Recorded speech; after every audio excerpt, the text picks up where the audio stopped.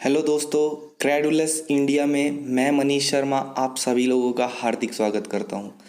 दोस्तों, जैसा कि आप सब जानते ही हैं कि उत्तर प्रदेश में 69,000 सहायक शिक्षकों की भर्ती जो कि पिछले 1.5 साल से प्रक्रिया में थी, आज 6 मई 2020 को जाके उसका रास्ता साफ हुआ है।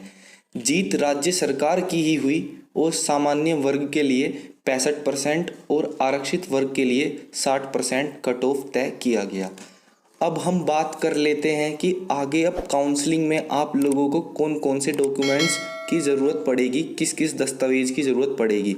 तो आगे बढ़ने से पहले अगर आपने हमारा यूट्यूब चैनल अभी तक सब्सक्राइब नहीं किया तो प्लीज़ हमारा यूट्यूब चैनल सब्सक्राइब करिए और नोटिफिकेशन बेल पे क्लिक करिए, जिससे कि भविष्य में भी आपको सारी लेटेस्ट खबरें मिलती रहे। तो चलिए हम जान लेते हैं कि काउंसलिंग के लिए आगे कौन कौन से दस्तावेजों की आपको ज़रूरत पड़ेगी। पहला दस्तावेज, आपको हाई स्कूल के अंक पत्र व प्रमाण पत्र की ज़रूरत पड़ेगी। दूसरा, इंटरमीडिएट का अंक पत्र व प्रमाण पत्र। स्नातक अंक पत्र। चौथा, स्नातक प्रमाण पत्र। अगर नहीं है तो कोई नहीं, प्रोविजनल बनवा लीजिए। स्नातक प्रमाण पत्र होता है डिग्री, अगर आपके पास नहीं है तो प्रोविजनल बनवा सकते हैं, पर वो 6 महीने से पुराना नहीं होना चाहिए।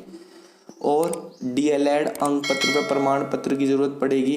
लेकिन एक बात आपको याद रखनी है, उसमें डाइट से मोहर ज़रूर लगवा लेना अपने अंक पत्र में, डीएलएड के।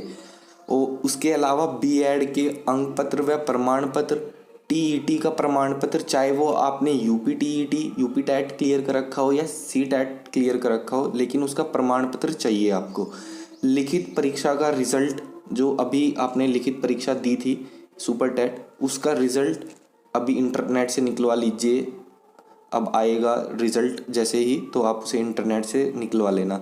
मूल निवास प्रमाण पत्र, लेकिन इसमें आपको क्या बात याद रखनी है कि वो इंटरनेट पे चढ़ा होना चाहिए, आपका जो मूल निवास प्रमाण पत्र है। उसके अलावा जाति प्रमाण पत्र, जनरल वालों के लिए ज़रूरी नहीं होता, बाकी सबके लिए जाति प्रमाण पत्र उन्हें चाहिए। एनओसी क्या होता है कि अगर आप कहीं पे जॉब करते हैं और आपको अब स्विच करना है, आप टीचर बनना चाहते हैं लेकिन आप ऑलरेडी कहीं पे और जॉब कर रहे थे, तो आपको उस कंपनी से या उस डिपार्टमेंट से जहाँ पे आप काम कर रहे थे पहले, वहाँ से एक दस्तावेज लेना होता है एनओसी का, कि हाँ ठीक है मैं यहाँ पे जॉब कर रहा हूँ और मैं अभी यहाँ से रिज़ाइन दे चुका हूँ, तो अब मैं नई जॉब के लिए तैयार हूँ दूसरे डिपार्टमेंट में शिफ्ट होने के लिए, तो वो एनओसी होता है। उसके अलावा आपको अपना आधार कार्ड या वोटर कार्ड या पैन कार्ड, कोई भी जो आईडी है वो चाहिएगी। उसके साथ साथ 2 चरित्र प्रमाण पत्र आपको बनवाने हैं, लेकिन इसमें आपको एक चीज़ ध्यान रखनी है कि दोनों चरित्र प्रमाण पत्र दोनों अलग अलग गेजेटेड ऑफिसर से बनवाना। उसके अलावा 10 रुपये के स्टाम्प पेपर पर एक शपथ पत्र बनवाना है, जिसका प्रारूप अभी कुछ दिनों में ही जारी कर दिया जाएगा कि किस प्रारूप में बनवाना है। वो जैसे ही जारी होगा वो आपको पता चल जाएगा। उसके अलावा फ़ोटो, आपको पासपोर्ट साइज़ फ़ोटो अपने कुछ 5-10 फ़ोटो तैयार करके रखिएगा ज़रूरत पड़ने पर। तो अभी यही आपको चीज़ें ध्यान रखनी है, यही दस्तावेज़ हैं।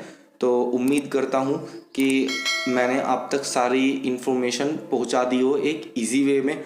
तो प्लीज़ अगर आपको थोड़ी भी इन्फॉर्मेशन अच्छी लगे तो प्लीज़ हमारा यूट्यूब चैनल सब्सक्राइब करिए और नोटिफिकेशन बेल पे क्लिक करिए, जिससे कि इन फ्यूचर भी मैं आप तक ऐसी ही वीडियो पहुंचा सकूं। तो ठीक है, अभी के लिए मैं आपसे विदा लेता हूं। Bye bye, take care, love you.